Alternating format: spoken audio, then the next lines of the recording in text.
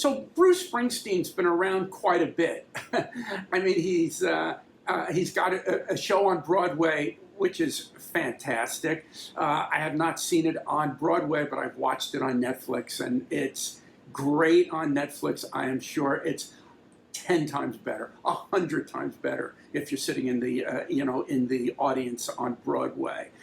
He's done a podcast with Barack Obama. He's written an autobiography, and so I've caught bits and pieces of all of this, in addition to the Netflix show. And one of the things that really struck home for me was he said that when he was starting out, as an early teenage rock and roller, he read somewhere that the odds on making it were like 1,000 to 1. It's probably even worse than that. What were the odds of Opus making it back in 1989? I'm glad I didn't know. I am glad I didn't know.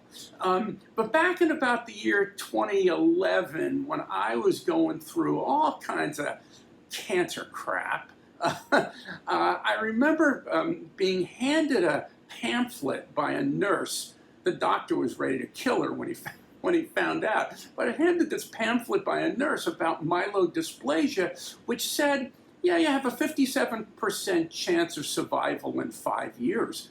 And I'm going, holy crap, 57%, that doesn't sound great. Like, okay, it's better than 50-50, but not much. I mean, like if somebody said, hey, you want to cross the street to go to the donut shop? You got a 50-50 chance of making it across the street. You'd probably say, yeah, no, I think I'll pass on the donut, right?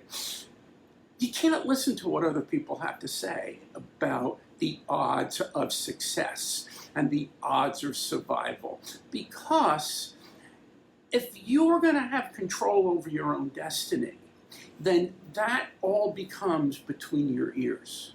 And what it is that you are prepared to do and what you're prepared to make happen and how you're going to be able to get that done.